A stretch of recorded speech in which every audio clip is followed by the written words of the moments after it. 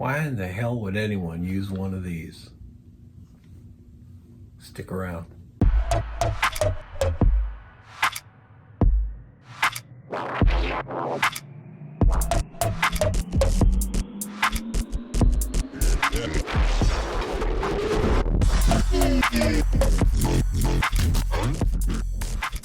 Hey, welcome everybody. My name is Don Giannetti. If you're watching this on YouTube, and I run a group called Project 52 Pro System. You can see a link down below. And if you're interested in commercial photography and learning a lot about commercial photography, check it out. We offer free classes all through the year. There'll be free classes next year as well as the group. Thank you for watching the video here. We're going to talk about light meters. And I know, and I've read a lot of people online who will say to you, a lot of photographers say, well, you don't need a light meter. And they'll say, well, I don't use a light meter. And you go, oh yeah, you got 27 years experience behind the camera. I've got 50 years experience behind the camera, and no, I don't use a light meter all the time. I can pretty much guess within a half a stop what the light is. If it's natural light or if it's strobe light, I can pretty much do it because I've done it so often. However, if you're starting out, you will never learn lighting faster than if you use your light meter. There are also other reasons. What is Andrea asking?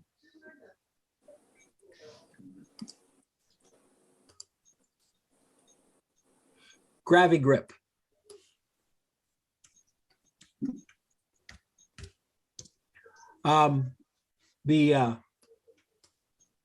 There are times when the light meter comes in absolutely critically, and when people say you don't need a light meter, they miss this part of it.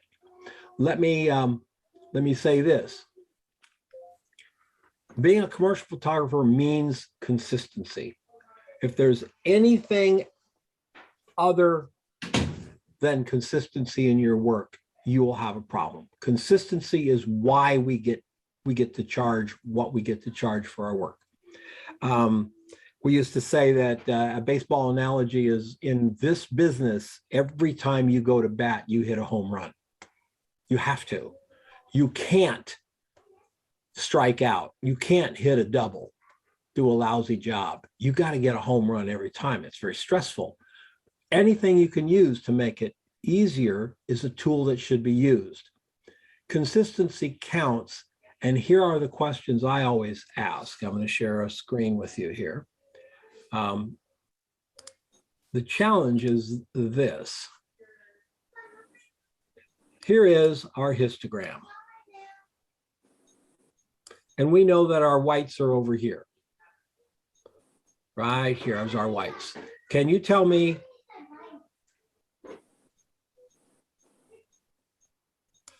how many stops overexposed I am on the whites? Because it just goes right up against the thing and stops. Can you tell me how many? Is this a 4-stop overexposure? Is this 1-stop overexposure? Guess what? You don't know. You don't know. It's just once you end up with white on your screen, the values of white don't matter. It's just blown out, right? Does that matter to us as a photographer? Well, if we care about photography, it does. Because let's say we have, now you guys are going to make fun of my drawing. Don't make fun of my drawing. Anybody makes fun of my drawing will be removed from this website. We have little Janet sitting here, and she's got blonde or light brown hair. And the background is a white background. If that white background is 1 stop brighter than the light we have on her face, the hair will be all fringy, right? Nice and fringy around there. It's white background. Hair is going to get lighter as it gets wispier towards the end.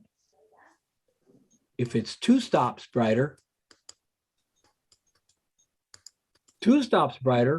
those ends of her hair are gone. 2 stops doesn't pass right through those hairs. Those little wispies sort of disappear. If it's 3 stops brighter, the edges of her shoulders will be blown out. You won't even have any definition on the shoulder. Just be blown out. It's wrapping around.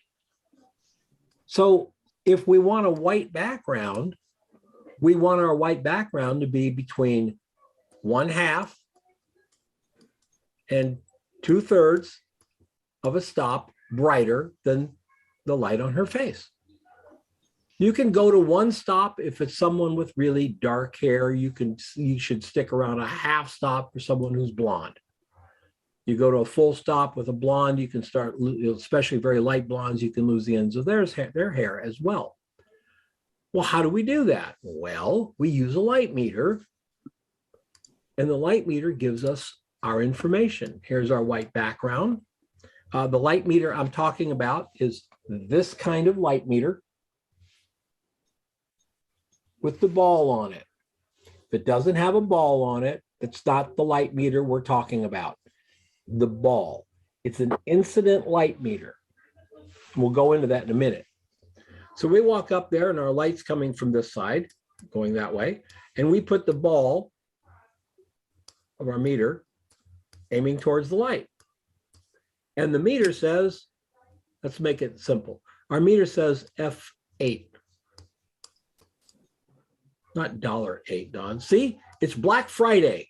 And my F8s are on sale today for, no, I'm sorry. F8. I'm trying to sell apertures. That's what I'm gonna do. I'm gonna go and register the trademark F8. And we find that the light hitting this background is F8. Well, the background's white. So F8 would be a perfect exposure for that background to make that background white, because perfect exposure is perfect exposure. This ball gives us perfect exposure relative or non-relative to the subject, where a reflected meter, it matters. We'll do that in just a quick second. So we get F8 here, and then we have our subject here, and we put the meter on them, and we try to match it out. Oh my gosh, it's F16. Because she's closer to the light. F8, F16. So if I decide to shoot it at F16, what happened to my white background? 2 stops underexposed. Not good. I know how to fix it. I'll shoot it at F8. That'll work. Then it'll be a white background and she'll be glowing like she lived at Chernobyl or something, right? So we light the background and the foreground separately. Here's our background. Here's our meter right here. And here's our light for the background. Here's our subject, and here's our light for the subject. We light the background to F8, and we light the subject to F6.3. Or 5.6 if we're going to go for a full stop brighter. Our subject's 5.6, our white background is F8, and we are 1 full stop, 1 stop brighter on the background. Pretty cool, right? That difference of 1 stop is all that really matters. So for consistency, we can now move over to a different set with a different model, and maybe we want to shoot that model at F4. We want really shallow depth of field. So we take our background and we light our background and we have our model and we like this, and we shoot our model at F4, and the light hitting the background is 5.6. It's still 1 stop difference, correct? An exact 1 stop difference. So the light rendering around the hair, on the shoulders and everything is the same. The 1 stop mattered. The fact that we can be consistent matters. I once had to shoot dentists for a dental group in 7 different offices on 7 different days, all over the city. I had Scottsdale, Glendale, Peoria, Mesa, all these different places. I took a headshot. It was headshot. So I took a specific gray card, and I had my subject here, and I metered the gray background, got the exact metering I wanted for the gray background, and I lit them the same. There were some rooms where I would have to shoot them at 5.6, and there were some where I would get f8, but I always made sure my background was one stop less. Therefore, when I pulled all the images up in Lightroom, guess what? They all matched. I didn't have 27 headshots with a different color gray. I nailed the gray with my light meter. I once heard a very influential photographer, he was influential at the time, don't know what he's doing now, say, it doesn't matter if you have a light meter, just put your camera on some f-stop, you have to start somewhere. And I thought, wow, that's some of the worst information I've ever heard being given to a new photographer. Of course, it matters where you start. If time is of no problem, start out anywhere you want. But if time is an issue, you can't do that. All right. No, I didn't just quit the business and leave on set. That would have been dramatic, right? If I'd got up and left and never came back. Anyway, that's not what I did. All right. You have two kinds of light meters. You have this kind with the ball on it, and you have the kind that's called a reflective light meter.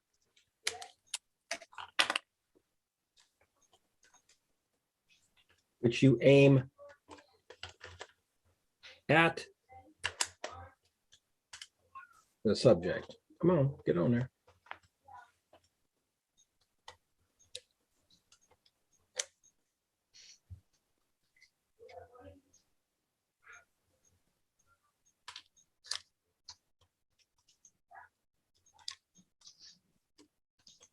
I guess I'm doing this wrong. Hang on. There we go. You have the kind that you look through and it measures the reflectance of it. The other kind of meter is in your camera. It's one of these. It measures reflection. How much light is reflecting off the subject. So if you have a white card and you have a black card, and you have the result. When you use a reflected light meter, like in your camera, and you point the reflected light meter at the black or the white card, the reflected light meter will give you the exact aperture to use at your shutter speed and ISO to give you middle gray. So if this is a groom standing here and you put your meter, your camera on them and he's in his black tux, it's going to say F4, for instance, F4. So you shoot it at F4 and guess what? Everything's overexposed by 2 stops because it made that tuxedo middle gray. I'm sorry, overexposed. It's making it middle gray, and it's not. It's black. So you go, okay, well, I'm going to put it here on the black. I'm sorry, I'm totally messing this up. Let me clear this. I'm totally messing this up because I don't have my cards. Got white, black, and gray. You aim it at the white dress. And it says F11 because it's going to try to make it middle gray. You aim it at the black tuxedo and it's going to be F4 or 5.6 or something. Anyway, it's going to make that gray as well. The point is it's in the middle because what you want to get is gray. So if I point my meter in my camera at a bridal's dress or something white, what do? I I take it down 2 stops because I know it's wrong. The camera is wrong. If I point it at the guy in the tux and it says F4, I know it's wrong. I got to bump it up. I know it's wrong. So I don't use this type of meter very often. I used to use it with film a lot, but even with film and stuff, I don't use it. I use this kind of meter because this kind of meter has a ball on it. And when the light hits it, it tells me what the exposure would be, but it doesn't matter what the subject is. So if I put it in front of the bride, it says F8. If I put it in front of the groom, it says F8 because it doesn't know or care what the subject is. It gives me a perfect exposure for middle gray. If you're ever out with your camera, your camera meter, and you need to find middle gray, green grass is kind of middle gray, blue sky is middle gray, the inside of your hand is middle gray. You can use those things and come reasonably close with your exposure. This works better. This works much better. It gives you an absolute reading for middle gray. It'll help you with your ratios. Again, when I talked about the 27 doctors that I did, I have the doctor here. I have a white fill card here, the umbrella here. I have this side of their face, 1 over this fill card. So if this side of the face is 5.6, the fill card is going to be F4, that side of their face. As long as I keep that relationship of 1 stop, I can shoot 500 people and they'll all match because this might be F11 and this might be F8 on this side, but it's still 1 stop. And I keep that consistency. Any questions on that before we move ahead? Because that's important. Okay. How do you meter with this meter? Okay. I use this meter for people.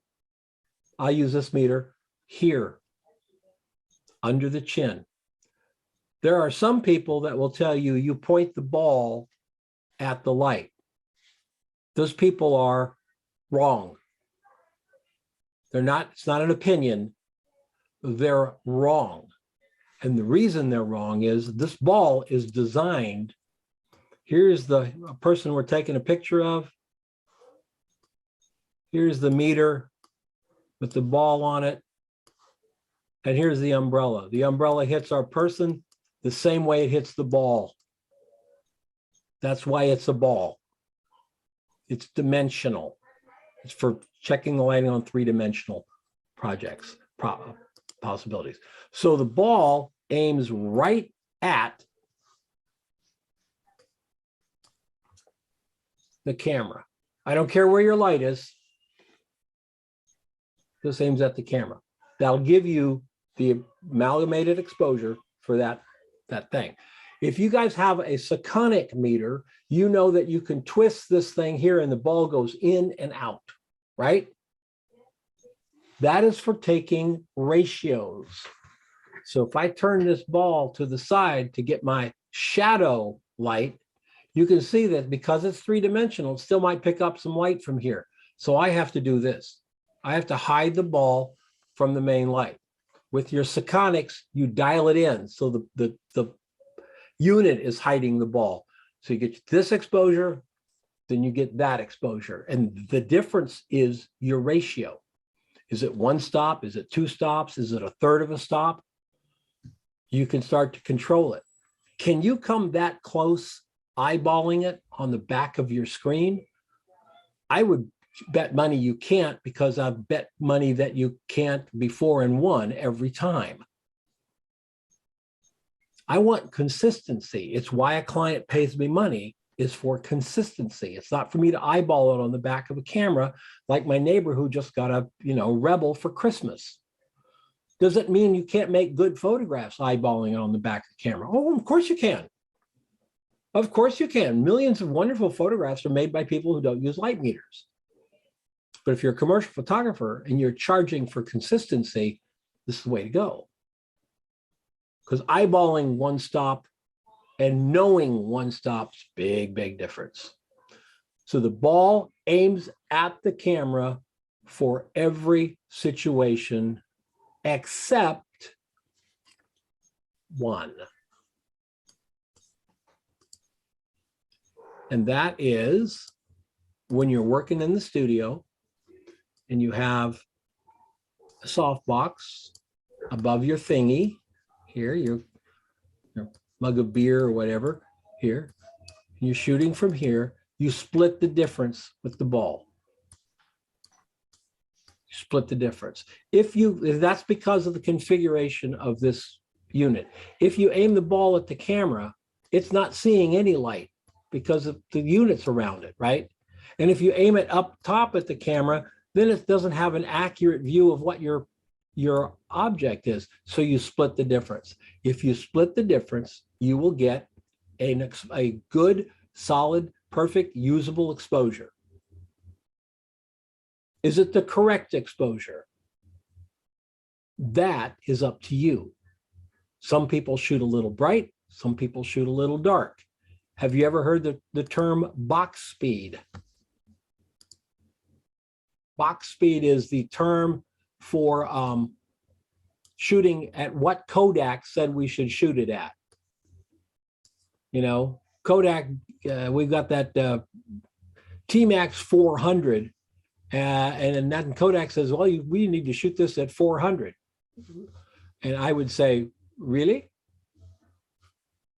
I'm not sure we have to because it never worked at 400 for me. I shot it at 200. Box speed.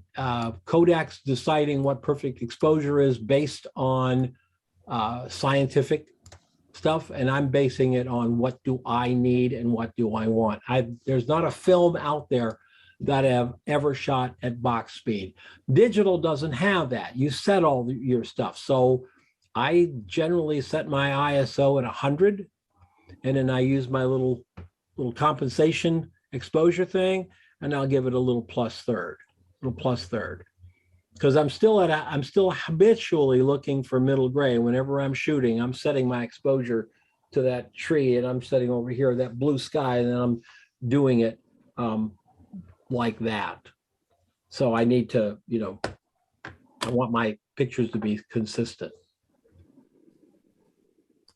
Any questions?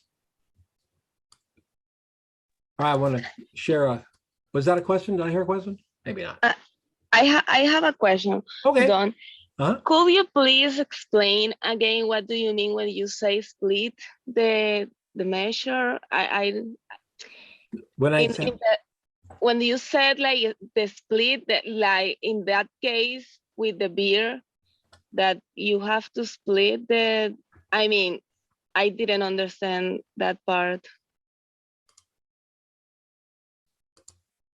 The example that you were explaining with the beer. Okay, you've got your softbox up here, your camera's here, and your thing is here, right? You got that? Right. Okay. Yes. You don't want to aim the ball at the camera, like I was saying before. You aim the ball at the camera. You don't want to do that because the beater blocks all the light, and so you don't get an exposure at all. If you aim the ball straight up, like that, then the ball is totally covered by the light, and so it fills that ball with light. And that's not an accurate representation of your thing either, right? So you split the difference and you angle it like this. Okay. So, so it's not up, it's not that way, it's that way. Okay. Okay. I get it. Got it? Yes. All right. Thank good. you. And I mean, maybe this is a silly question, but I'm going to ask anyways. When you say like F11, F8, my brain is thinking about aperture. Mhm. And that means like it's darker, right? When you say like f11, f8, does it mean that the light source is brighter or is, I mean, I don't understand the numbers is what I mean. Okay. That's your assignment now for a while. You've got to learn your numbers. Okay. F11 is a small hole. Okay. F2.8 Yes. is a big hole on your camera, right? But these are apertures in the camera. The light meter is measuring the amount of light relative to the ISO that you're using. So if it says F11, when your meter's 11, that means the light is quite bright. If you're at ISO 100, okay, F11 means the light is bright. It has nothing to do with the hole. The hole is your decision. You can say, okay, is the light says my meter says F11, so I'm going to put F11 on my camera. Okay. Okay. Okay. So you've got F11 on your camera. So now it matches. But if you're measuring the darkness of that, you're in a cathedral or something, you have F11 on the singer here, and then you measure this and you find out that's F4. If you put it on your camera on F4, it's going to be too bright over here because F11 is how powerful the light is. All a light meter does is meter the light. What you do with the information is up to you. You may want something to look overexposed. So if the light meter says F11, F8 would be, if you put F8 on your camera, it would be 1 stop overexposed. If you put 5.6 on your camera, it would be 2 stops overexposed because the power of the light in relatively to your ISO is F11. Okay, that number, that number is like a reading of the brightness of the light and not the aperture of the camera. Right, the aperture of the camera you set yourself. So let's take a moment here and do something here. We've got a building here, okay?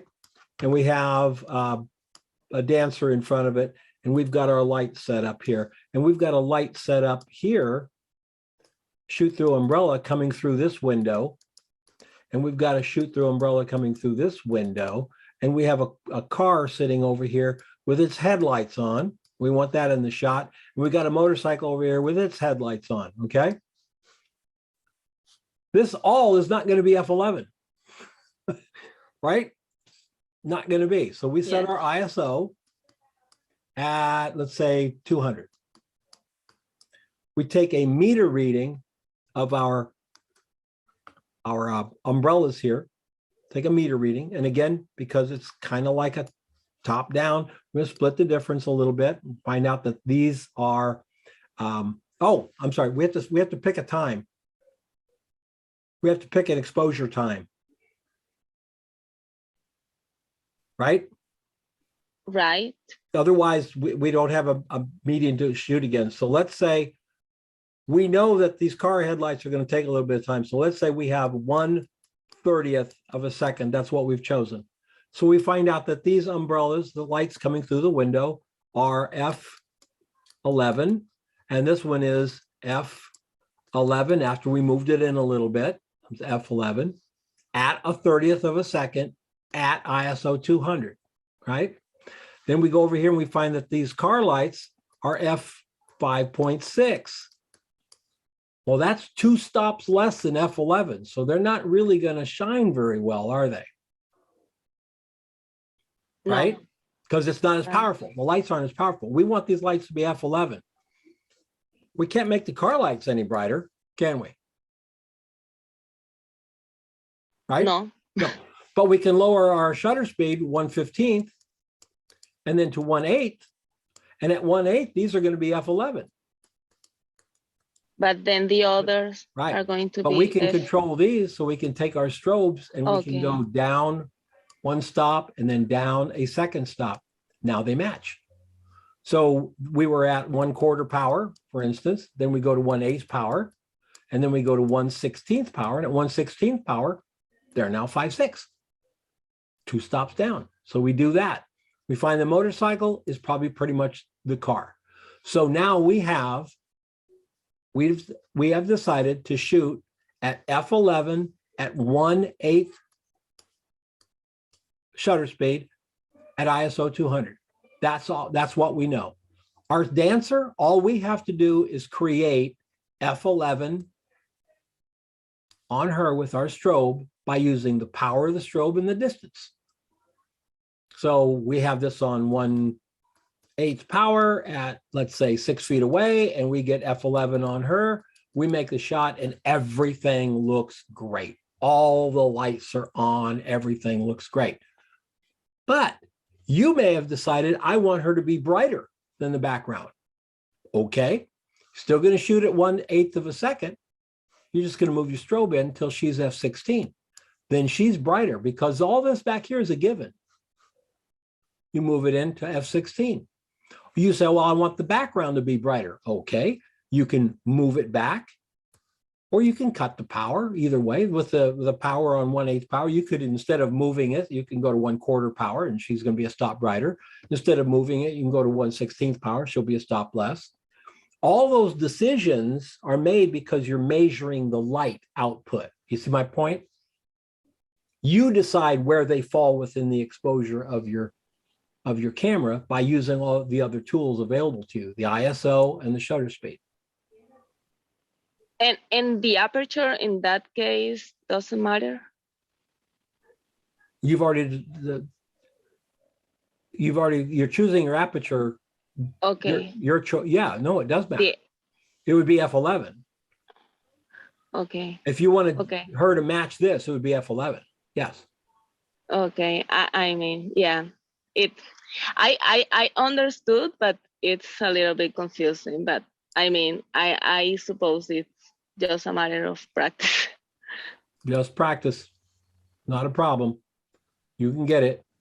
I'm going to share a couple of examples with you guys real quick, okay? Dawn. Yeah. I was going to tell her that if you get one, they're not super expensive.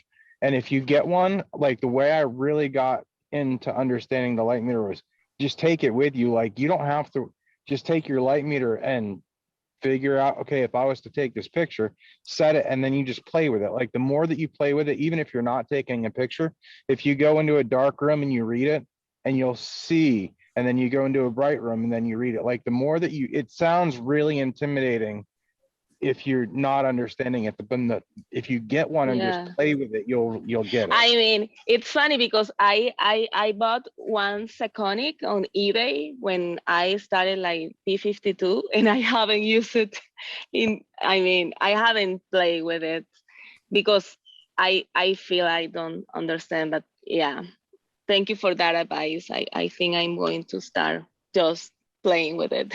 And if you want to get to the point where you can look, you can walk into your studio, pop the flash and say, that's f8. Now you got to, I do everything at ISO 100. So if you start moving my ISO on me, all bets are off because I got to do too much math in my head, right? But ISO 200. And you pop the flash, if I can stand where the subject is and I can tell you what the aperture is going to be. I can say, oh, that's about f8. I'll generally not miss it by more than a half stop if I do miss it at all. At the workshops, they used to try to get me, and I said, if you just set the light up, and I'll stand there and I'll tell you. And I was, set 7.1.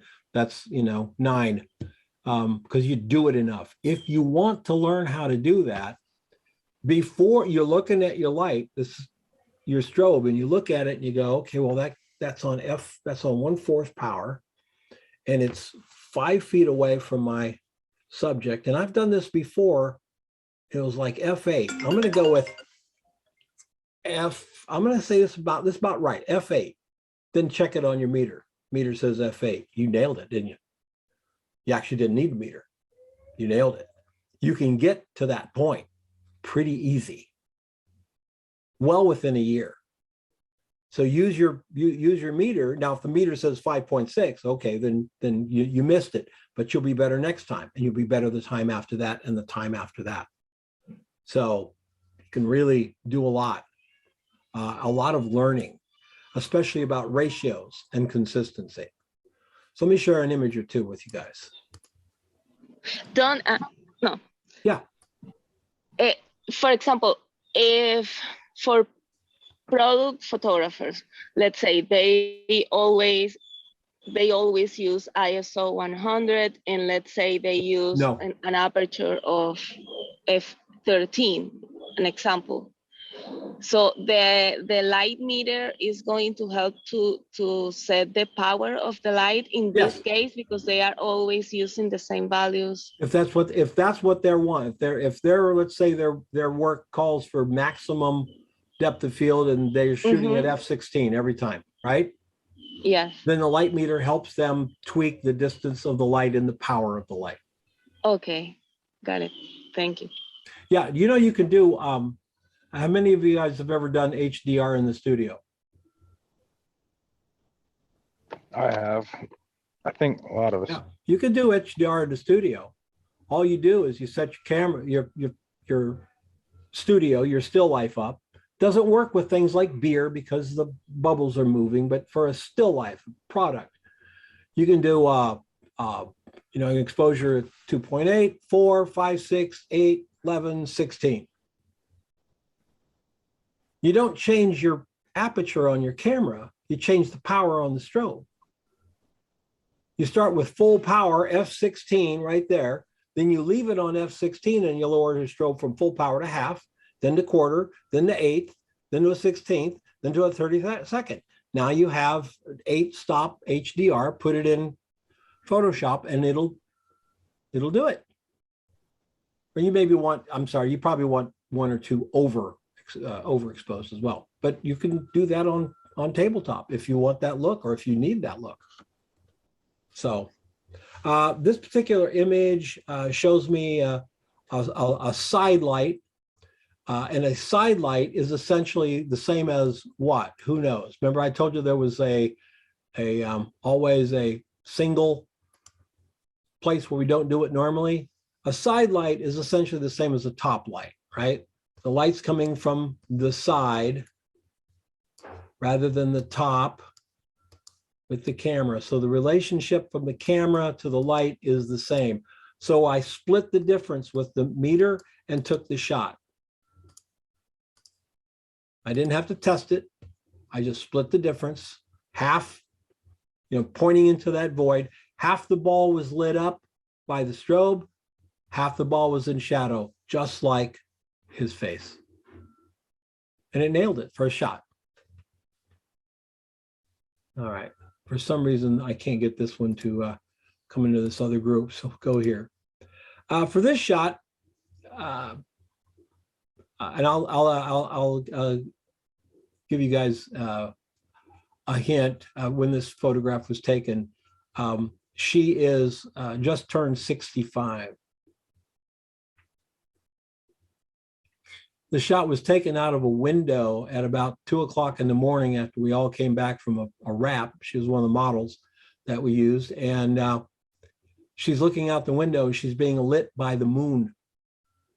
This was Kodak 3200 pushed 2 stops, 3200, 6400, 12,800. This is 12,800 at 2.8 with moonlight, and it wasn't a full moon. The way I got this exposure was I just put my meter on 12,800, stuck it over right here with the ball coming back at the camera. It gave me a reading of, I think it was f2.8 at 125th of a second. And I took the shot. This was film. I didn't get to look on the back of the camera to see if I nailed it. I got it. I got the shot. Just using the meter. This was taken very late in the day. Also, Oh, I'm sorry. I grabbed the images from the unretouched folder. Sorry. That's all dust from the print, the scan. Sorry about that. That's embarrassing. Pulled them from the wrong folder. I knew what I wanted, but this was late in the day and the sky was very bright behind her. So I took a meter reading off of her cheek here and a meter reading off of her cheek here, realized that the background, the back here on this side was just a little under one stop difference. So I exposed for this side of her. I exposed at that reading and I let that reading go bright. So this is kind of like ratio. I can decide where I place my exposure. Jennifer, if I'm sorry, who was asking me the question? Was Jennifer, right? Yes, Jennifer. Yeah. Go to that, Jennifer, go to the link that I gave you guys at the beginning of the class, the light meter link over at Udemy. And yes, and take that class. Just it'll only need to be about an hour and a half, 2.5 hours. It's a very long class, but just do the first 3 and you'll understand what I mean. You place exposure, you don't accept exposure. I could have shot at that f-stop, but that would have rendered that part of her face this color. I could have shot at that f-stop, but that would have rendered this part of her face at that color. So I chose to place the exposure on the shadow side, letting the bright side of her go a little bit bright and letting the shoulder burn out. I knew it was going to burn out, a little bit of light coming around the corner. I knew it was going to burn out. So I just let it burn out because I didn't want her face to be dark. I wanted it to be there. This is from a series I did on conductors. I photographed over a period of a year about 25 conductors. They all match. This is digital. They all match because everything I did was by meter. I knew exactly how far to put my strobe from the gray background and at what height to get what aperture I needed. And I knew exactly where to put my softbox on this side because I knew what aperture I wanted to shoot at, and I knew exactly where to put the fill card on this side, which is quite far away on this particular shot, to get the look that I wanted. And I used a meter to recreate that up until the point where after 4 or 5 times, I can't remember which, I just then took a measuring tape and measured everything for consistency. This was light over here is at half power, fill cards 6.5 feet away. The light against the background's 4 feet away. It's 3 feet above the ground, and it's using the little dome on the reflector. And that was it. Boom, did it. And every conductor matched. And all I had to do in Lightroom was just do a little bit of, touching up here and there. I didn't have to try to fiddle with your values thing. Like, well, how do I make this background? I have to cut him out and change this. Consistency. Super valuable. This was taken late in the day. You can see the darkness over here. In this particular case, this is using strobe outside. What I always do is find the ambient first. So I knew I wanted my ambient to be a little bit dark. I took my umbrella up here, put the light down on it, coming down on Bree, and then I aimed the ball right at me. Not at the light, right at me, and took the shot. First shot. It's a test shot, her being silly. Test shot. Nailed it. I don't have to stand there and like try to go through a bunch of stuff. The first picture I took of this location was I took a meter reading and it said 5.6 at a 200th of a second. And I said, okay, well, I don't want 5.6 at a 200th of a second because the building was, lit up. It was correct exposure. I wanted it to be a darker color. So I said F8 at 200th of a second or whatever, 200th of a second. F8, that gave me a one-stop underexposed picture of this building here. And I knew that I was going to shoot it at f8. So I had a one-stop underexpose. All I had to do was move my strobe into the distance to give f8, the power of f8, onto her face. Set the camera on f8, made the shot. Same here, was a bunch of executives for a company in Scottsdale. And they wanted some, real different stuff. I used my reflected light meter to get the exposure for the sky, because all these pictures had to go in the same room. So I needed to keep that sky the same thing. And as the light changed, it would go behind different clouds and everything. That would give me my ambient, and then I would move my strobe in and out to get the light here, always keeping the ratio of the light on their faces and the background the same, always keeping it the same. And it really created a nice little body of work. Same with this one.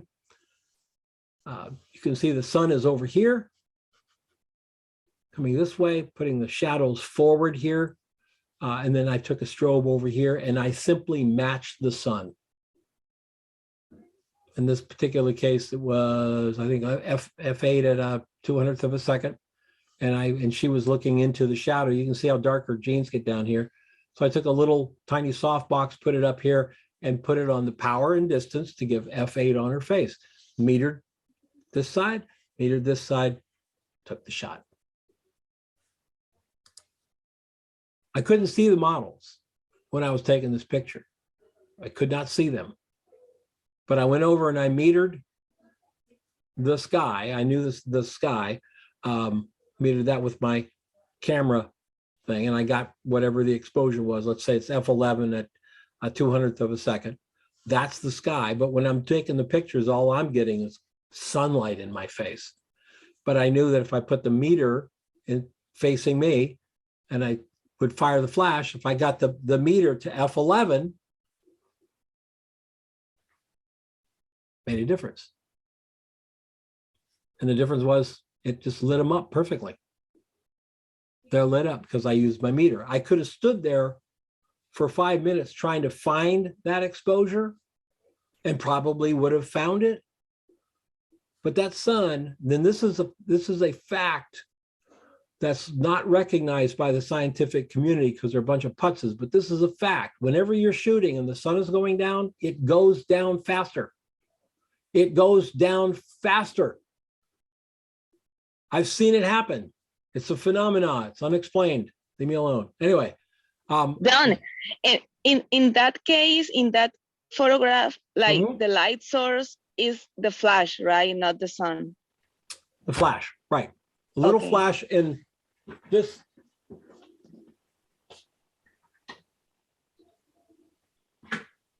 Can you see this? Yes. That's what it is. Okay. It's a little bitty tiny beauty dish with a sock on it and a speed light.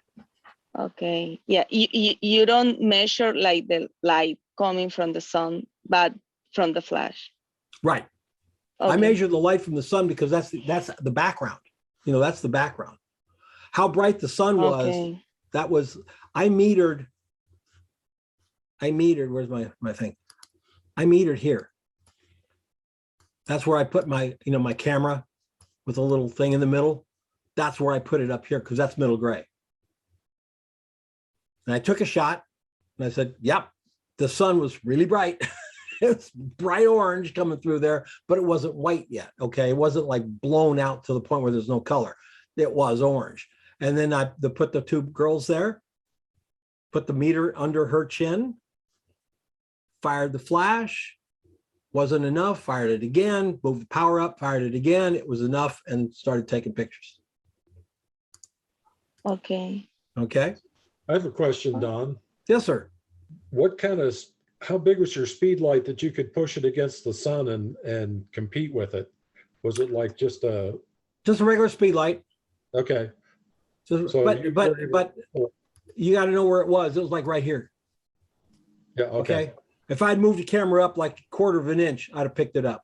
This is also a wide angle lens. It's a 21 millimeter lens or 28 millimeter lens.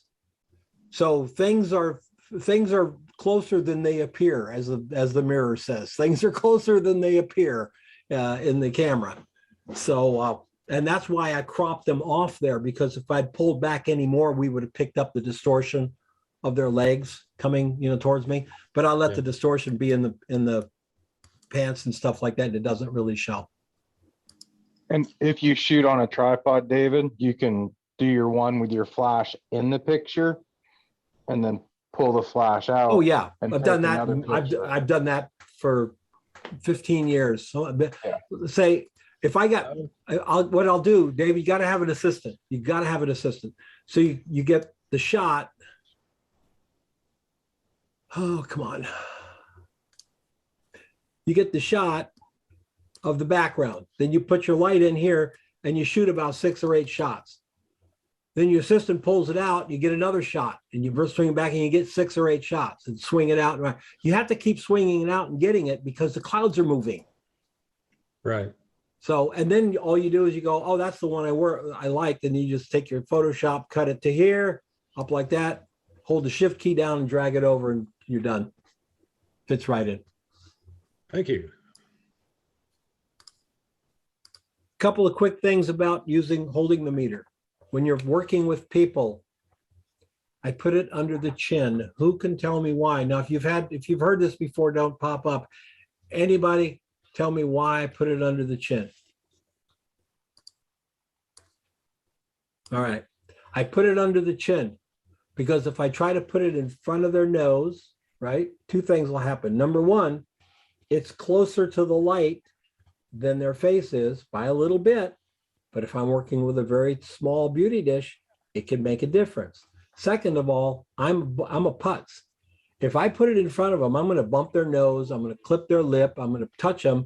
And then it's like makeup, got to come fix the lip, got to come fix the nose because I've bumped them and I don't want to do that. So I put it right under the chin. It's the same plane that the face is in. And that's the way I use it.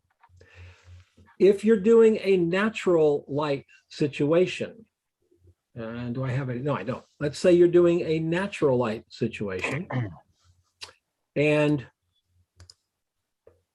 you have I'm going to use a real life situation that I saw. We've got a young model over here. And then we've got this gully. And then we've got a photographer over here with their big white lens, big old Canon lens over here. And she's all cute and preppy and everything. And she's a master photographer. That's what it says on her page, master photographer. The sun, it's a bright, sunny afternoon and the sun is gently falling over here. She pulls out her meter, hikes down here, jumps over the pond, climbs laboriously up here, puts the meter under the girl's face, aiming at the sun. Does anyone see the fallacy here? It's the same damn sun that's falling on the back of her head. All she had to do is turn around and make the metering right there. It's the same sun. That gully did not change the exposure. If you're standing on the Golden Gate Bridge on a sunny day and you want to shoot San Francisco or nuke San Francisco, whichever is more appropriate at this point in time, you hold this thing above your head, you get the same light falling on you as falling on San Francisco a mile away in the bay. Same light. The cloud comes over only on the Golden Gate. You're in the fog. Now you have to use a reflected meter because your light and the subject's light is not the same. Then you flip to the camera and you use the reflected meter. If you get to the point where you go out and practice, and it's so inexpensive to practice now, put your 200 millimeter lens on your camera and go out and just find subjects, put it on, put your meter, got that center spot meter, put it on there, look at what the camera is saying and ask yourself, does that feel right to me? Or is that really what I want to be middle gray? And start to set it within a day, within an afternoon, you're going to be much better at shooting natural light stuff because you're going to start to understand that your meter is just measuring the light. It's not telling you exposure. It's giving you the information you need to make the exposure. You place it. All right, we have time for questions. Anybody have any questions? I don't have a question, but I was gonna say that I'll use a light meter doing these restaurant shoots where I'll go in and I'll measure the ambient light and then see if it's something that I can mix in a strobe with, or if I just need to go totally with a strobe, and you can't do that without getting a light meter reading first. I have a rule of thumb on that. If at ISO 200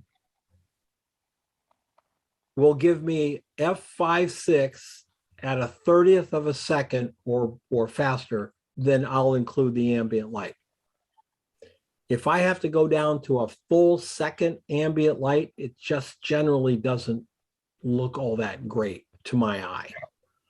It'll work, but I kind of have that mindset of that's just about where I want to be, about a 30th, maybe a 15th of a second at f8 ISO 200. And usually that happens, especially if they got windows, you can get that.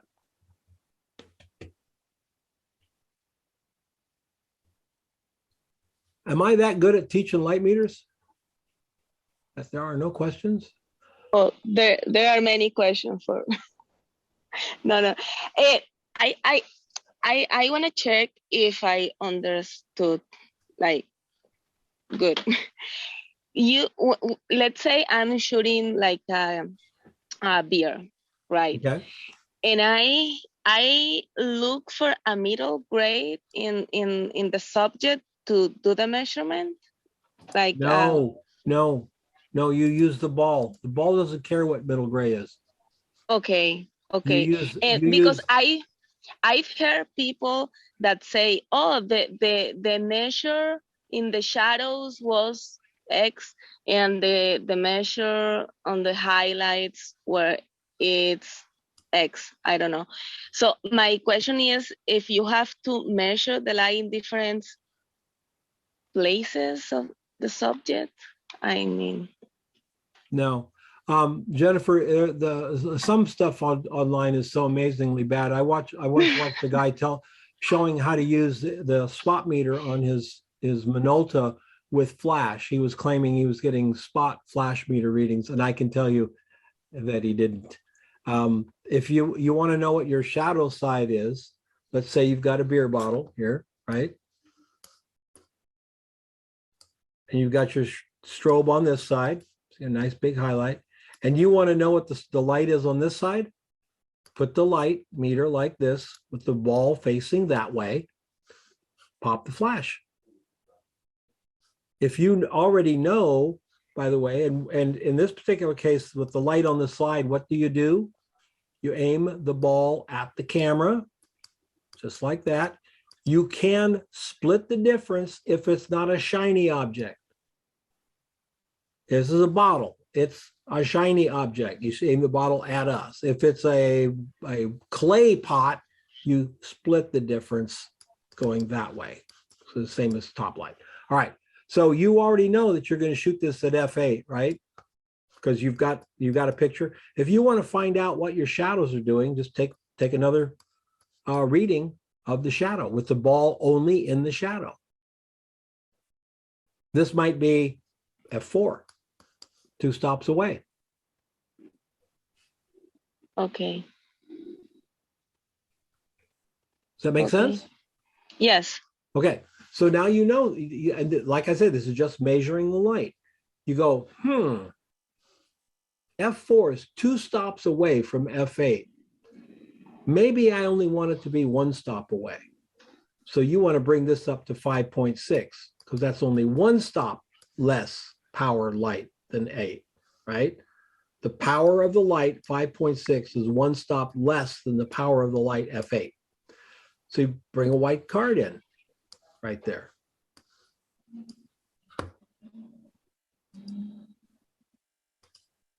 Bring a white card in. You take another reading and it says 6.3. 6.3 is more light than 5.6. So you move it back a little bit until you get 5.6. Now you've got a one-stop thing. Does this matter when you're shooting a one-off still life? Maybe not. But if you had to shoot 65 bottles in a set and everything had to match, I'd like to really know that my one-stop difference that I did on shot number 1 is still one-stop difference on shot number 56. And that's where this comes in handy. Okay. Okay. Thank you. And is there any different like with what, because you mentioned like working with reflective objects and clay or in non-reflective objects, like the position of the light meter is the same? Yeah. Working with... Yeah. The reason is with a shiny, come on. Boy, Zoom is a mess, guys. I hope they get this fixed soon. A glass bottle, see what it does? A glass bottle is super reflective, right? Yes. Okay, so if this light over here is f8, and you get a white line down here, and you change it to f5.6, does it really change the bottle very much? No, the white light gets a little bit less, that's it, right? Yes. Because there's no ambient on this light over here. The whole room could be, lit up. If you're shooting at a shutter speed where this doesn't reflect anything, it doesn't reflect anything. It's reflective. When you put like a pottery bottle over there, that's made out of clay, right? It's a diffuse subject. So the light falling across it will change. If you change it from f8 to 5.6, you just underexpose the entire the entire thing. The entire image goes darker. With this one, the stripe, maybe the stripe remains the same as everything changes. Because it's so glossy. You can do this with anything that you have that's black, shiny black, like a bowling ball. This is what we did at CreativeLIVE. We took a bowling ball and we put a little softbox right there, and we got light on the bowling ball like that. Nice big softbox, right? Then we started moving, and it was on a gray background, and you could see a little bit of the gray around it.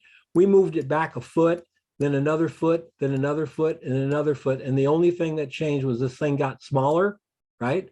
Got smaller, but it stayed white because it was reflecting that white deal, right? But the gray background disappeared about here and nothing changed. All you ended up with was a black picture with a little bit smaller white box, because it's reflecting the light source. The source is being reflected. So this is going to reflect the light source. This is not going to reflect anything. Over here, all of it is diffuse. So the entire thing is affected by exposure. That's what I was talking about. And do you split like I don't know you use the term split when in this case split the like position like the light meter in the middle? I would instead of, I don't aim it at the light and I don't aim it at the camera, I split the difference. And the only reason is I split the difference is I want to get the light falling on the ball the same way it's falling on this glass in that area. Over here, I put the ball right at the camera because I want the light to hit the ball the way it's going to hit this diffuse object. The reflection is the thing that makes a difference. Over here, it's a diffuse object. Okay, perfect. Understood. Thank you very much. All right. Well, thanks everybody for coming out for number 2 of our Black Friday thing. And if you're at all interested in Project 52, there's a link down below. And if you'd like to know how to do a portfolio in 30 days, there's a YouTube video just previous to this one that'll show you that. And there's a downloadable little thing you can do, fill out and create an entire tab for your portfolio website in about a month. It can be done.